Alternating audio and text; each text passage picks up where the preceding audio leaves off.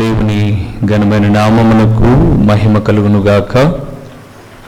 మన ప్రభువును రక్షకుడునునైన యేసుక్రీస్తుల వారి యొక్క ప్రశస్తమైన నామమునకే మహిమ ఘనత ప్రభావములు యుగ యుగములకు కలుగునుగాక. ప్రభువునందు ప్రియమైన వారలారా, గొప్ప దేవుడు ఎప్పుడైనా తన బిడ్డల జీవితాలలో గొప్ప కార్యములను మాత్రమే చేస్తాడు. మానవులు చేసే కార్యాలు మానవులు ఎలాగూ చేసుకుంటారు. మానవాతీతమైన కార్యాలు మాత్రం ప్రభువే చేసేవాడు. అయితే ఆ కార్యాలకు అడ్డుగా కొన్నిసార్లు మన తప్పిదాలు ఉంటాయి. కొన్నిసార్లు ఇతరుల యొక్క అసూయ ద్వేషాలు ఉంటాయి. అందుకే గడిచిన దినాల్లో మనం ఒక సందేశాన్ని జ్ఞాపకం చేసుకున్నాం. దేవుని నమ్మిన వారికి సమ్మతి గల మనస్సు ఎందుకు అని.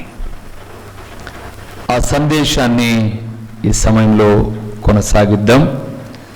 సమ్మతి గల మనస్సు మనకు ఎందుకు? దేవుని నమ్ముకున్నాం. సమ్మతి గల మనస్సు. సమ్మతి అనగా ఇద్దరు వ్యక్తుల కుదిరే ఒప్పందం లేదా వడంబడిక ఏదైనా చెప్పవచ్చు. ఒకసారి మూలవాక్యాన్ని చదువుకున్నామా? కీర్తనల గ్రంథము 51వ కీర్తన 12వ వచనాన్ని ఒక పర్యాయం మనము ధ్యానం చేద్దాం. నీ రక్షణ ఆనందము నాకు మరలా పుట్టించుము. సమ్మతి గల మనస్సు కలుగ చేసి నన్ను దృఢపరచుము. ఎన్నో పర్యాయములు ఈ కీర్తనను వివరించుకున్నాం మనం. పశ్చాత్తాపములో తప్పిదాలు ఒప్పుకునే ప్రతిసారి ఈ కీర్తన మనకు ఎన్నో పాఠాలు నేర్పిస్తుంది. ఈ 51వ కీర్తనలో దావీదు తప్పిదం చేసి కప్పుకొని ఉన్నాడు. నాతాను అనబడే పాస్టర్ గారు వచ్చి ఆ కప్పుకున్న పాపాన్ని బట్టబయలు చేశాడు. గుర్తుపెట్టుకోండి ప్రియులారా, ఈ వాక్యమనే బిడలముగా మనం చేసేది ఎవ్వరికి తెలియదులే అని మనం అనుకోవడం మన యొక్క అవివేకం. కొంతకాలం ఎవరికి తెలియదు, కానీ తెలిసే కాలం తప్పకుండా ఉంటుంది. అందుకే బైబిల్ చెప్పింది, రహస్యమైనది ఏది బయలుపరచబడక పోదు, మరుగైనది ఏది బయలుపరచబడక పోదు. ఎన్నో మనం ఈ సోషల్ మీడియా వచ్చిన తర్వాత చూస్తూ ఉన్నాం. పాపం చేసి కన్నీళ్లు వలవలవలవలా కార్చిన వాళ్ళు, మాకు సంబంధమే లేదు అని అన్నవాళ్ళు, కానీ ఎన్నో రీతులుగా విచారించి ఆ పాపానికి మూలాలను కనుగోవడం మనం చూస్తూ ఉన్నాం. హత్యల వెనక, ఆత్మహత్యల వెనక, అక్రమ సంబంధాల వెనక, భయంకరమైన దోపిడీల వెనక ఉన్న రహస్యాలు ఏంలైనా సరే అవి ఛేదించబడుతూ ఉండడం. దావీదు అనుకున్నాడు, నేను చేసిన పాపం ఎవ్వరు చూడాల అనుకున్నారు. అది వాస్తవమే. భూమి మీదున్న ఆ తప్పు జరిగిన దావీదు బత్సెబాకు తప్ప ఎవరికీ తెలియదు. ఒక సైనికుడు వెళ్ళి సమాచారం కనుక్కొని వచ్చాడు. మరి రాజుగారు పిలుస్తున్నారు రా అన్నాడు, వచ్చాడు. రాజుగారి దగ్గరికి పిలుచుకురావడం వరకే ఆ సైనికుని పని తప్ప సహాయం చేశాడా పాపం చేశాడా ఎవరికి తెలియదు. సైనికునికి తెలియదు, ఎవరికి తెలియదు. కానీ సర్వాధికారి అయిన దేవునికి మరుగైనది ఏది కూడా లేదు. అందుకే బైబిల్ గ్రంథంలో రాయబడిన ఒక మంచి మాట ఏంటంటే, ఆయన దృష్టికి స్పష్టము కానిది అంటూ మరుగైనదంటూ ఏది కూడా లేదు అంటాడు. సరే, కొంతకాలం బాగానే ఉంది. మొత్తం పైన పాస్టర్ గారు పిలిచి చెప్పాడు, ఇది నీకు మంచిది కాదు, ఇలాగ చేయడం నువ్వు చాలా తప్పు అని అన్నప్పుడు దావీదు సరెండర్ అయ్యారు దేవుని ఎదుట. అందుకే దావీదు జీవితంలో ఆ ఒక్క తప్పు ఎప్పటికీ ఉండిపోయిన ముద్ర, ఆ మచ్చ. దేవుడు కూడా ఆయన గురించి వివరించేటప్పుడు ఒక్క బత్సెబా విషయంలో అన్నాడు. ఒక్క బత్సెబా విషయంలో అన్నప్పటికీ ఒక్క తప్పైనా అతనిలో ఉంది అని అర్థం. కానీ మరల ఎన్నో అవకాశాలు వచ్చాయి దావీదు తప్పు చేయడానికి, చేయలే. కానీ ఈ కీర్తన రాసినప్పుడు చాలా వేదనతో మాట్లాడుతూ వచ్చాడు. 4వ వచనంలో అంటాడు, నీకు కేవలం నీకే విరోధంగా నేను పాపం చేసి నీ దృష్టి ఎదుట నేను చెడుతనం చేశానయ్యా. అలాగే చేయడానికి కారణం ఏంటంటే 5వ వచనంలో అంటాడు, నేను పాపములో పుట్టిన వాడను, పాపములోనే నా తల్లి నన్ను గర్భము ధరించింది. ఇంకేం చెప్పగలను ప్రభువా, నా పుట్టుకే పాపం, నా తల్లి గర్భములోనే నేను పాపముతోనే పడ్డాను. నా అంతరంగములో నీవు సత్యము కోరే దేవుడవు. 7వ వచనం అంటాడు, నేను పవిత్రుడు నగునట్లు ఇస్సోపుతో నా పాపము పరిహరించు. 10వ వచనం అంటాడు, నా యందు శుద్ధ హృదయాన్ని కలుగొచ్చి నా అంతరంగములో ఇంకెప్పుడు తప్పు చేయకుండా ఏ మనస్సు కావాలి, స్థిరమైన మనస్సు పుట్టించు అన్నాడు. మనస్సు చంచలమైనది, గంటకు ఒకలాగా మారిపోతుంది, నిమిషానికి ఒకలాగా మారిపోతుంది. బాధపడినట్లుగానే ఉంటుంది, మళ్ళా చేయని ప్రేరేపిస్తుంది. అది చంచలమైనది. అందుకే దావీదు అన్నాడు, స్థిరమైన మనసు నాకు కావాలి.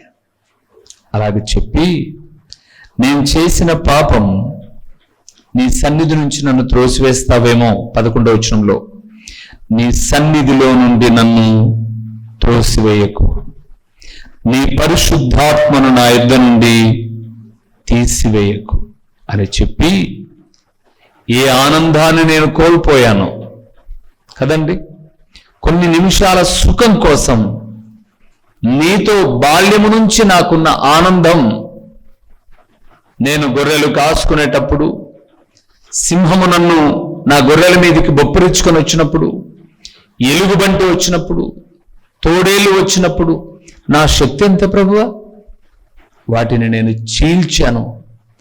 అది చీల్చి విలవిలలాడి చచ్చిపోతుంటే ఎక్కడొచ్చిందిరా నాకు ఈ బలం అని అనుకుంటే, ఆ బలం ఇచ్చిన దేవుడు అని నిన్ను బట్టి ఎంతో ఆనందపడ్డాను నేను. ఆనందం నేను చేసిన పాపమును బట్టి పోయింది, తిరిగి ఆనందం నాకు కావాలి. సమ్మతి గల మనస్సుతో నన్ను నువ్వేం చేయాలి, దృఢపరచు. బలహీనపడ్డాను ప్రభువా, బలపరచు అన్నాడు. ఆ మాటలు మనం చెప్పుకొని, ఎందుకు సమ్మతి గల మనస్సు అన్నప్పుడు, సమ్మతి గల మనస్సు ఉంటే మంచి పదార్థములను మనము అనుభవిస్తాము అని, ఐక్యతతో మనము సంచరిస్తాము అని, దేవుని మార్గములో నడవవచ్చు అన్న విషయాలను ముందు సందేశంలో మనము చెప్పుకున్నాం. ఇప్పుడు సమ్మతి గల మనస్సు ఎందుకో కొన్ని విషయాలు మనం చూద్దాం. ఫిలోమోను అనబడే ఒక పత్రిక ఉంది బైబిల్ గ్రంథంలో. రండి, ఫిలోమోను అనబడేది వ్యక్తి పేరు అన్నమాట. అది మీరు తీతు తర్వాత ఆ విషయాలు, ఆ పత్రిక ఉంటుంది, ఒకే అధ్యాయం ఉంటుంది. అందుకే 1వ అధ్యాయము అని నేను చెప్పలేకున్నాను, ఒకే అధ్యాయం కాబట్టి. అందులో 14వ వచనము, పౌలు అనబడే దైవదాసుడు బంధకములో తను కనిన ఒనేసిము గురించి ఒక మాట చెప్పాడు. 14వ వచనం చదువుదామా.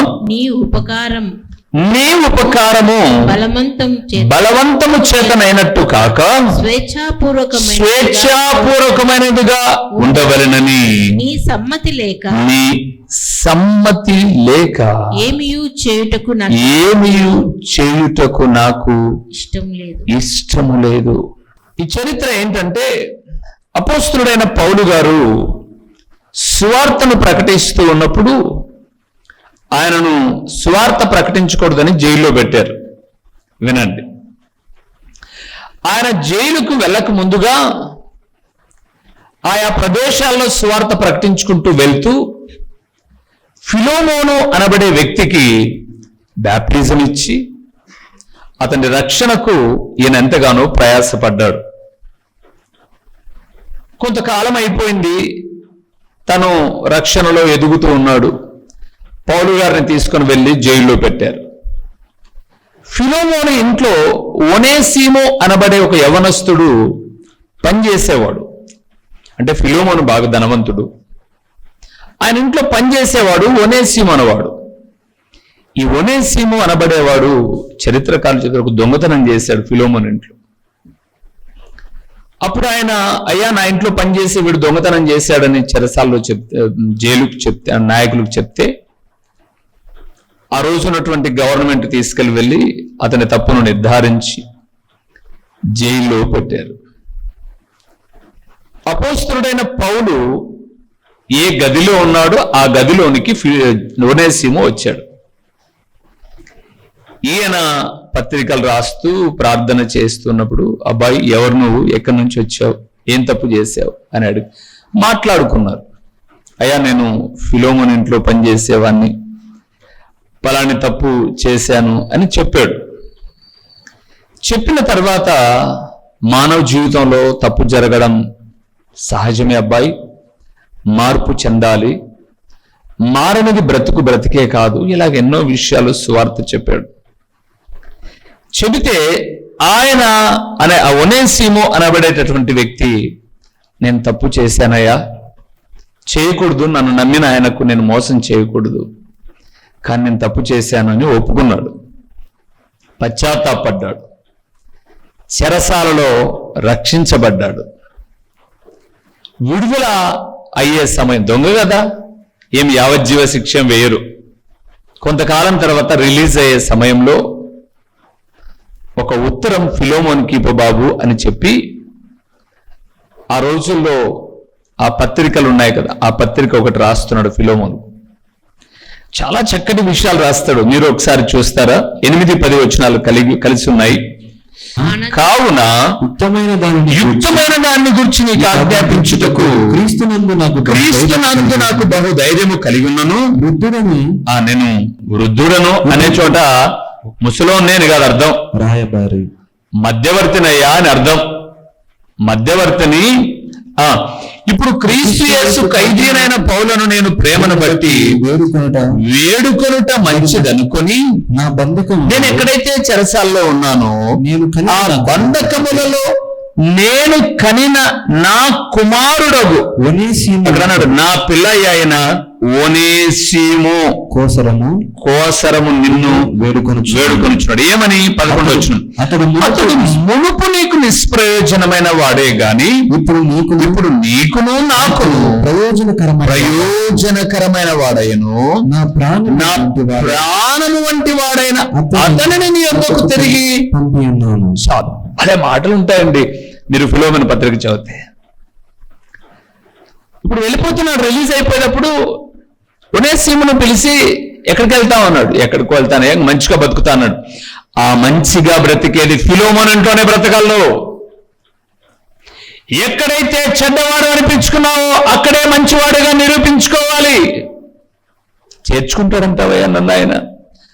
నేను ఆయనకు పత్రిక రాస్తాను, ఆయనకు నేను సువార్త చెప్పినయ్యా, ఒకప్పుడు నన్ను బట్టి చేర్చుకుంటాలే అని ఉత్తరం రాస్తూ, మునుపు ప్రయోజనం కాదు, అతను చెడ్డవాడే, కానీ ఇప్పుడు నీకు నాకు కూడా ప్రయోజనకారి అని చెబుతూ చాలా మంచి విషయాలు చెబుతూ, అతన్ని నేను కన్నాను, పరిచారం నిత్యము నా యొద్ద అతన్ని ఉంచుకోవాలని ఉంటుంది, కానీ ఇక్కడే ఉంచుకోవడానికి ఇది నా ఇల్లు కాదు కదా, బలవంతం చేతగా కాదు కదా, కాబట్టి నీ దగ్గరికి అతన్ని పంపిస్తున్నాను. ఆ తర్వాత అంటాడు, అతడు నీకేమైనా తప్పు చేసింటే, సరే ఇబ్బంది పెట్టింటే, అది నష్టం కలిగించి ఉంటే అది నా ఖాతాలో పెట్టు, అది నా ఖాతాలో వేయి అని అంటూ ఇంకో మాట అన్నాడు, అయినా నేను నీకు అప్పు తెచ్చడం ఏంటి, నీ రక్షణ విషయమై నీవే నాకు చాలా అప్పయ్యా, అతన్ని నీ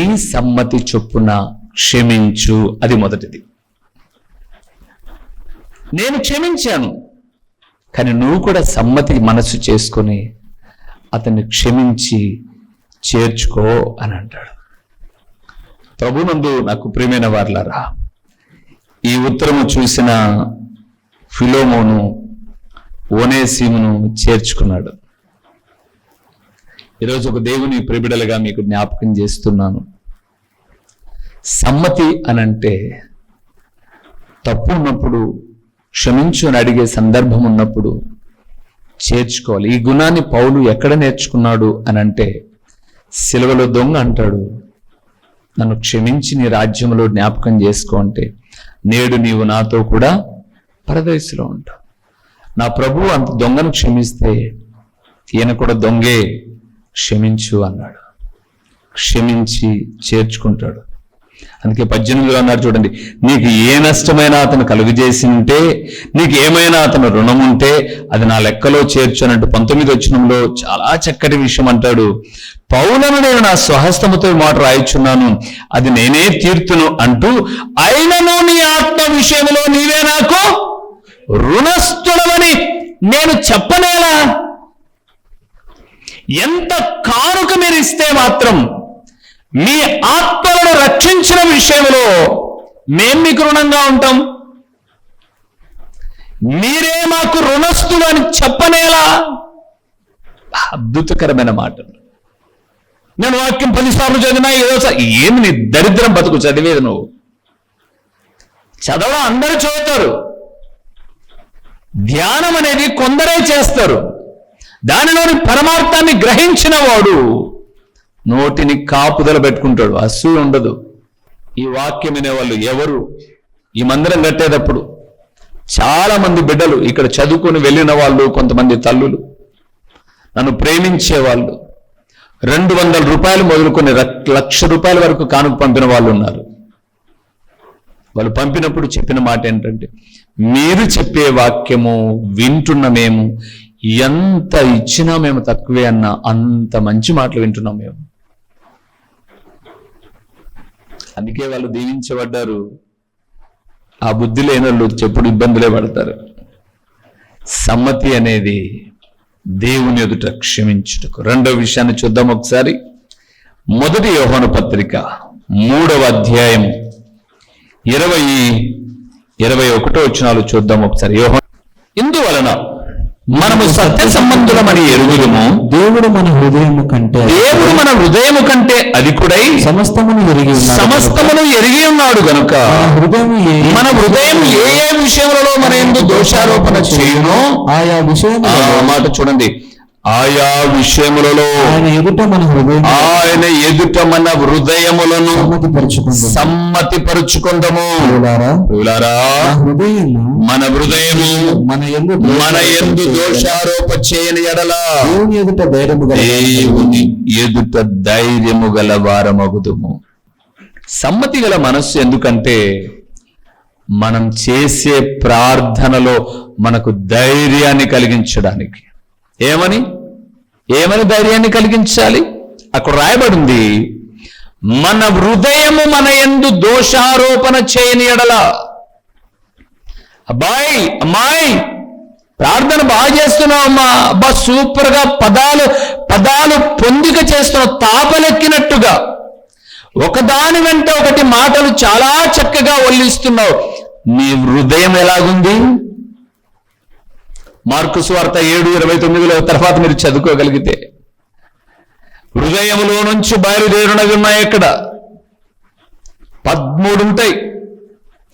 అసూయ, ద్వేషం, కలహం, జారత్వం, వ్యభిచారం, అభిచారం, ఎన్నో ఉన్నాయి. అవన్నీ హృదయంలో పెట్టుకొని ఎందుకురా ప్రార్థన చేస్తాను? మనుషులను మభ్యపరుస్తున్నావు, కానీ నీ హృదయమే నీ మీద దోషం చెప్తుందో, నీలో లోపం ఉంది చూడని చెప్తా ఉంది. కానీ దేవునితో నువ్వు సమ్మతి ఉండాలి అనంటే, ధైర్యంగా ప్రార్థన చేయాలి అనంటే, నీ మీద ఇట్లాంటి వాళ్ళు అని పాస్టర్ గారు విశ్వాసులో చెప్పడం కాదు, నీ హృదయమే నీ మీద నువ్వు మంచి అని చెప్పాలి. అదే అక్కడ రాసింది. అక్కడ అన్నాడు, దేవుడు మన హృదయము కంటే సమస్తము అధికుడై సమస్తమును ఎరిగి ఉన్నాడు అన్నాడు చూడండి 20వ వచనంలో. మన హృదయం కన్నా పెద్దోడు ఆయనకు అన్ని తెలుసు. మనుషులు చూసేటట్టుగా ఓ ప్రభువా అని కూర్చుంటేనో, మనుషులు ఎదురుగా వచ్చినప్పుడు దేవానికి స్తోత్రం అంటేనో భక్తి రాదు. నీ నాటకాలన్నీ ఎవరికి తెలుసు? ఆయనకు తెలుసు అన్ని.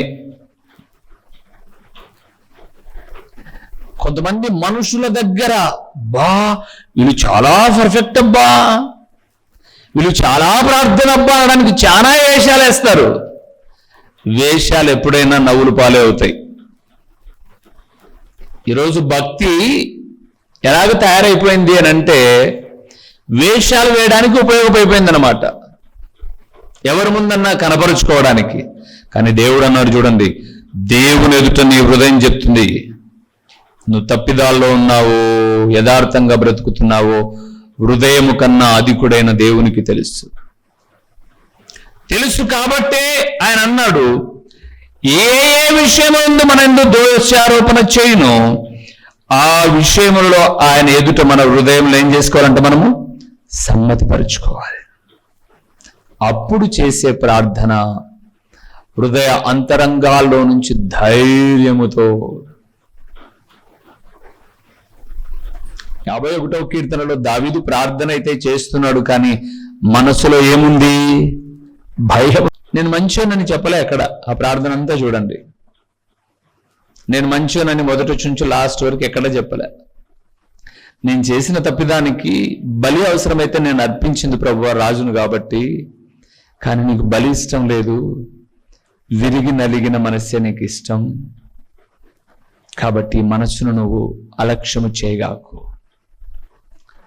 పాపమున్న వ్యక్తి ధైర్యంగా చూడలేడండి.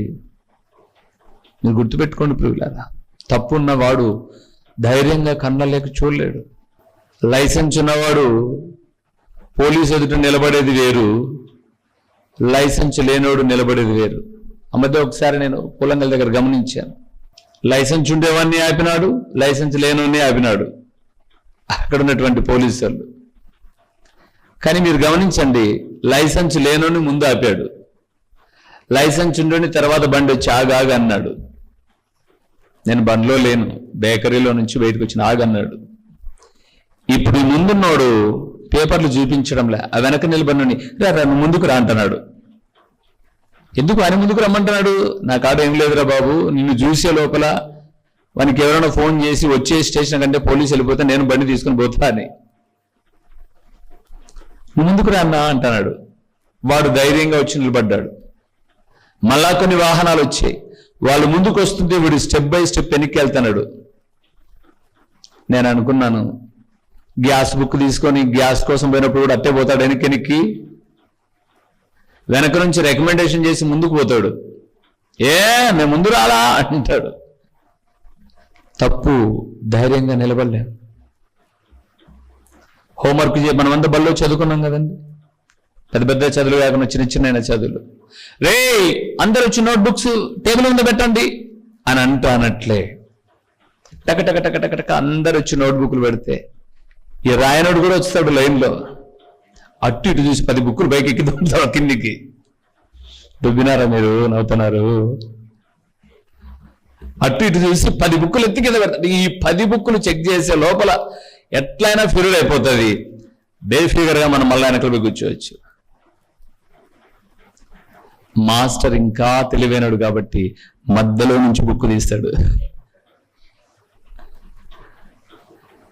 వీడికి పైన పెట్టాలంటే తప్పున్నాడు, పైన పెట్టినా కిందన మధ్యలో ఎక్కడైనా పెట్టు, వాడు ఖచ్చితంగా దొరుకుతాడు. దేవుడు అంటున్నాడు, మన హృదయము మన యందు దోషారోపణ చేయకపోతే దేవుని ఎదుట సమ్మతి కలిగిన వారముగా ధైర్యముగా ఉంటాం. బైబిల్ గ్రంథాన్ని మనం చూస్తున్నప్పుడు తప్పున్న ప్రతి ఒక్కరూ, మరి ముఖ్యముగా దేవుని ఎదుట ధైర్యంగా ఎవరు ఉండలేరు. ఏదో ఒక లోపం, బలహీనత మనలో ఉంది. అందుకే ఈరోజు దేవుని ఎదుట మనం చేయాల్సిన ప్రార్థన ఏంటంటే, ప్రభువా మంచి పదార్థములను అనుభవించడానికి సమ్మతి గల మనస్సు నాకు దయచేయి. నేను ఐక్యతతో ఏకత్వముతో ఆమోసు అదే అన్నాడు 3వ అధ్యాయం 3వ వచనం, సమ్మతింపకుండా ఇద్దరు కూడి నడుతురా. సమ్మతి లేకపోతే ఇద్దరు నడవలేరు, ఖచ్చితంగా చీలిపోతారు. సమ్మతి ఉంటే కలిసి నడుస్తారు, బంధాల్లోనైనా ఆత్మీయతలోనైనా. అందుకే దేవుని మార్గంలో నడవడానికి మనకు సమ్మతి అవసరం. చేసిన తప్పిదాలు, ఒక మాట మీరు చూడండి, ముగిస్తాను. ఎఫెసీయులకు రాసిన పత్రిక 4వ అధ్యాయం 32వ వచనాన్ని ఒకసారి చూద్దాం. ఎఫెసీయులకు రాసిన పత్రిక 4వ అధ్యాయం 32వ వచనాన్ని మనం చూద్దాం. ఒకని ఎడల ఒకడు దయ కలిగి కరుణాహృదయులై క్రీస్తునందు దేవుడు మిమ్మల్ని క్షమించిన ప్రకారము మీరును ఒకనిని ఒకడు ఏం చేయాలి? మీరు ఫర్గివ్నెస్, క్షమించేయండి. దేవుడు తప్పక మనల్ని ఎన్నోసార్లు క్షమించాడు. మోకాలొంగిన ప్రతిసారి నా తప్పిదాన్ని క్షమించన్నప్పుడల్లా క్షమిస్తూ ఉన్నాడు. అందుకే ఫిలోమోను సేవకుడు చెప్పిన ఉత్తరం అందుకోగానే ఒనేసిము మళ్ళా ఇంట్లో పెట్టుకున్నాడు.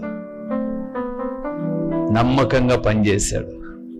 దేవుని బిడ్డలారా, దేవుని ఇంట్లో మనం కూర్చున్నప్పుడు, దేవుని సేవకుడు దేవునికి మొరపెడుతూ ఉన్నప్పుడు క్షమించిన ఆయన మా తప్పిదాలు విశ్వాసుల పాపాలను ఆయన క్షమించి ఆయన ఇంట్లో పెట్టుకుంటూ ఉన్నాడు. ఆయన మెచ్చే రీతిగా బ్రతకాలి, మనం ధైర్యంగా బ్రతకాలి. మనం మళ్ళా అదే తప్పిదాలు చేసుకుంటూ రహస్య జీవితాన్ని కొనసాగించకూడదు. కుక్కలాంటి స్వభావం, కక్కిన దాన్ని తినడం, కడగబడిన పంది వలె బురదలోనికి దొరలడం, ఇవి మనకు తగదు. దావీదు ఒప్పుకున్నాడు, విడిచిపెట్టాడు, తన కుటుంబం తను దీవించబడ్డాడు. తలలో ఉంచుదాం, ప్రార్థన చేస్తూ, దేవా ఇట్టి సమ్మతి గల మనస్సు నీతో నాకు కూడా దయచేయండి. ఎన్నో విషయాలలో నేను తప్పిపోతూ ఉన్నా. కరుణా హృదయము కలిగిన దేవుడిపై కనికరిస్తూ ఉన్నావు నాయన. నీ కృప విస్తరిస్తుందని మేము పాపమందు నిలిచి ఉండక మమ్మల్ని మేము సరిచేసుకునే బ్రతుకును మాకు ఇవ్వండి అని ప్రభు సహాయాన్ని కోరదాం, ప్రార్థన చేసుకుందాం. మహోన్నతుడైన దేవా, మహాగణుడైన పరలోకపు తండ్రి, మీ ఘననామానికి స్తోత్రములు చెల్లిస్తూ ఉన్నాము నాయన. మా హృదయము కన్నా అధికుడైన దేవుడు నాయనాను. మీ ఎదుట ధైర్యంగా నిలుచుని కళ్ళు తెరిచి చూసే ధైర్యం మాకు లేదు. ఆయన ఏదో అలాగే గంభీరంగా నిలబడుతున్నాం, కానీ ఎన్నో బలహీనతలు మాలో ఉన్నాయనైనా. బలమైన దేవా, మమ్మల్ని క్షమించి మీ ఎదుట ధైర్యం కలిగిన వారమై సమ్మతి గల మనసుతో మమ్మల్ని దృఢపరచండి. విలువైన మీ మాటలు విన్న మేము విలువలేని పనులు చేసి దిగజారిపోకోకుండా దినదినము దీవించబడ్డానికి కృపనివ్వండి. ప్రకటించబడిన పరలోకపు సంగతులు వ్యర్థముగా పోకుండా సారవంతమైన నేలను పడిన విత్తనం వలె 30 అంతలుగా 60 అంతలుగా 100 అంతలుగా ఫలింపచేసి మీ ఘననామానికి మహిమ ఘనత ప్రభావాలు మీరు కలుగు చేసుకుని మరి ఎంతైనా నమ్మదగిన దేవుడు గని మీకు స్తుతులు చెల్లిస్తూ యేసు నామములో అడిగి పొంది ఉన్నాము తండ్రి, ఆమేన్. మా చిరునామా దైవజనుడు బ్రదర్ ఓ రూబేన్ గారు, క్రీస్తు ప్రార్థనా మందిరం, డోర్ నెంబర్ 1-10-386, నగరిగుట్ట, పులివెందుల, కడప జిల్లా. మీ ప్రార్థన అవసరాల కొరకై సెల్ నంబర్ 9988